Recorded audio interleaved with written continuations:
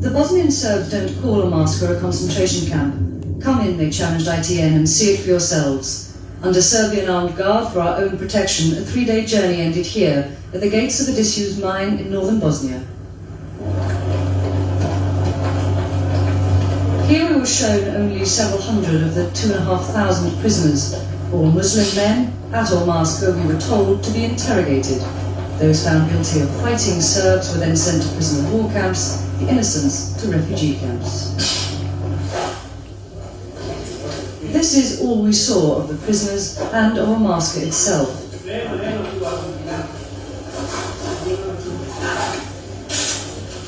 They never spoke. The only voices, those of the guards ordering them to eat faster and leave.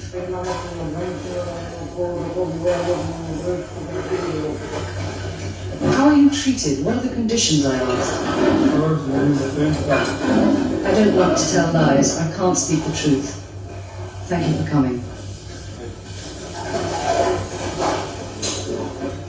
We were told that the army does not control a massacre. These prisoners are the responsibility of the civil authorities and local militia. We sought an explanation from the camp commandant. Would you describe this as a prison camp, a transit camp, or a refugee camp? No, this is not the camp, this is the center. The transit center. Omorska and Ternopil, both the centers, not camps. And then the men left, back to wherever they'd come from, away from our cameras and questions, hidden from the United Nations and the Red Cross, who'd been denied access to a massacre, hidden until now from the world. We were not allowed to follow them to their living accommodation, what appeared to be the larger of the two buildings, to see the other 2,000 detainees and how they live. What's your reason? Just try to do my best here. What's your reason to show us where they live? Oh, well. Why are you not fulfilling Dr. Karadas' promise to us? He promised us something else and said, you can do this and that and not that. We've seen nothing. We've seen one dining hall, an 80 prisoner. And so we left, our hosts fulfilling their promise to show us the second camp, Ternopil, where 2,000 refugees are living. We were not prepared for what we saw and heard there.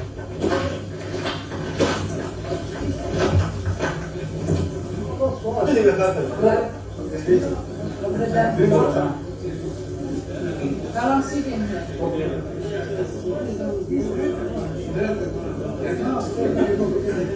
Several hundred said that they'd arrived from a massacre that morning or from another detention camp, released to this refugee centre after days, sometimes months of interrogation.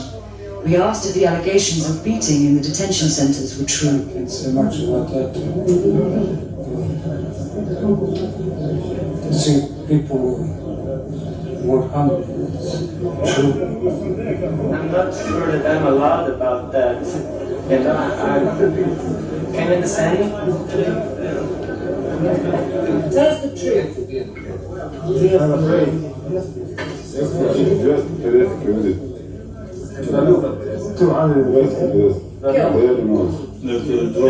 What's happened? In this vicious civil war, where atrocities against Serbs as well as Muslims occur daily, finding the truth isn't easy.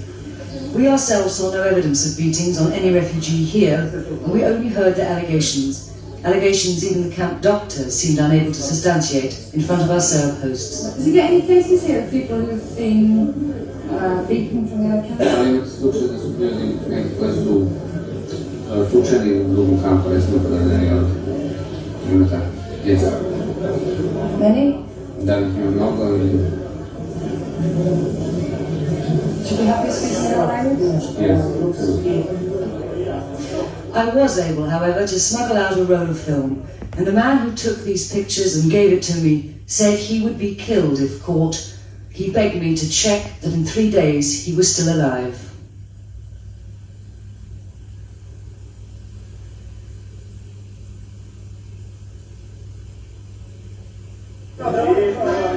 And amongst all this horror, some small touches of humanity.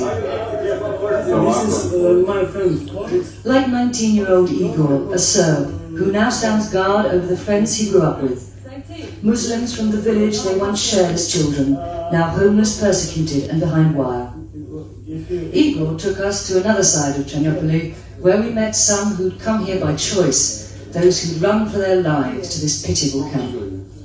Amongst them 13-year-old Sana, who said he was used as a human shield by extremist Muslims on his own side. The Serbs had taken his mother. Frightened? Yes, of course. It's a... Yes, good. Where do you want to be? If you could shut your eyes and be anywhere, where would you like to be? Kad bi ovako zažmonio i kad bi poželao negdje da odem, kad bi ovdje otišao. Povolio to idem za majku, tamo rođenu. To follow my mother, to find my mother, where is she? Mother, to find my mother, where is she? No one we spoke to knew why they'd been brought here, whether they were prisoners, refugees, or what lay in store for them. In this civil war, there is no sense, and a great deal of horrifying cruelty. Penny Marshall News at 10, Northern Bosnia.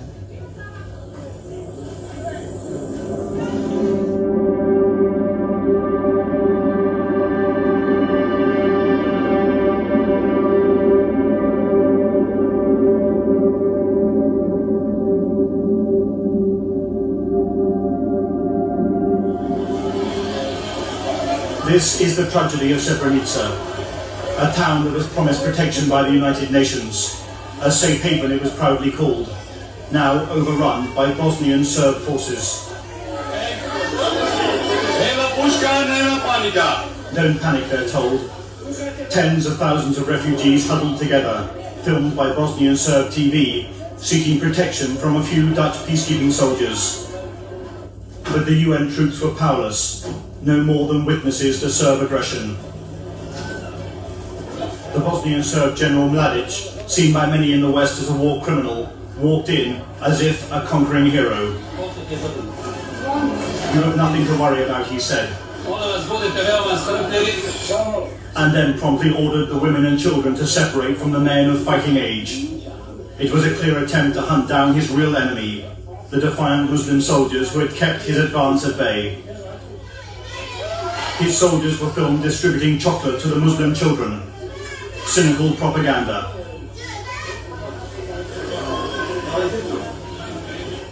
For around the corner, his troops were overseeing the humiliation of the local population, forcing them out on buses, a siege ending with the women and children of Srebrenica streaming out as refugees.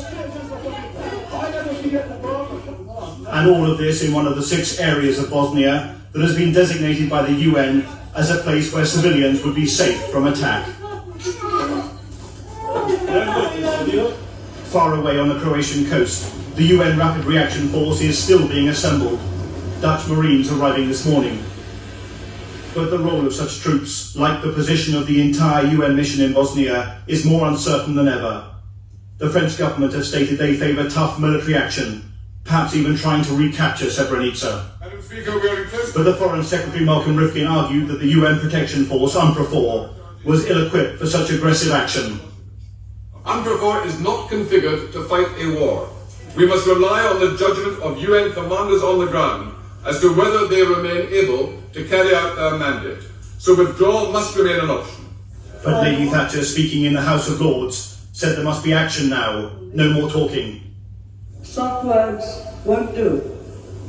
We need stern, calmly calculated, effective action.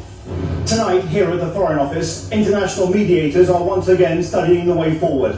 Where the withdrawal of UN peacekeeping troops is still seen as a disastrous option. As one leading negotiator put it would pave the way only for a wider, longer, and still more brutal war. Robert Moore, News at 10, at the Foreign Office. Women and children, exhausted and confused, are still trekking across the front lines of eastern Bosnia.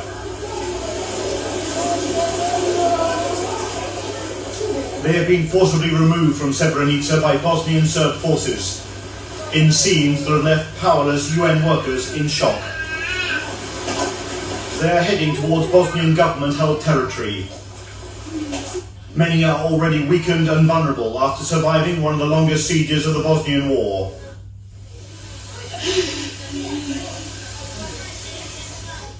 The sudden fall of Srebrenica and the brutal removal of its civilian population has left the United Nations unprepared. We haven't any preparation made for refugees, like toilets, tents, like that. We are trying to do our best, but it will take some time. Even now, the Bosnian Serb forces are obstructing the humanitarian effort, blocking a convoy and preventing aid workers from reaching the refugees.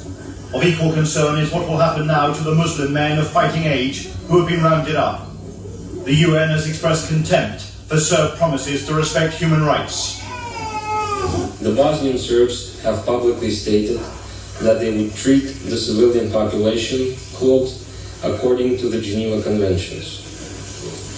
Forcing women, children and wounded to walk across confrontation lines is hardly what the authors of the Geneva Conventions envisaged as being in accordance with these conventions. The UN has said it is now facing a renewed humanitarian disaster. Thousands of distraught and hungry civilians in need of help. Some spoke of the Dutch peacekeeping troops being reduced to tears as they proved unable to stop the Serb aggression. As reports of the alleged massacre swept the refugee camp at Tuzla, the women of Srebrenica staged an angry demonstration, blocking the airstrip running alongside the camp. The target of their anger is the UN, who they say failed them in Srebrenica. They say the UN soldiers were forced to hand over their uniforms and weapons to the Serbs. The husbands, sons, or both of almost all these women are missing, and the reports of the alleged massacre have only intensified their fears. I want the UN to bring my husband and son back to me, dead or alive, says this woman. It was a tense confrontation with the UN troops, who grew increasingly nervous about us filming. You are talking things about the UN that's not very good for us. Well, they can say, but they're allowed to say what they want to say, yeah? Of course, but when you put something more, that the fire is going to burn more, then it's not good for us to work with these people. These people are upset, very upset. As with most allegations of atrocities here, there's no independent corroboration, but the consistency of the reports must give rise to grave concern. These women want the UN to investigate, and investigate now. Observers say the massacre, if it turns out to be true, is probably revenge by the Serbs for Bosnian government killings in Srebrenica in the first year of the war. Bosnia's spiral of misery goes on. Mark Austin, ITN, Tuzla.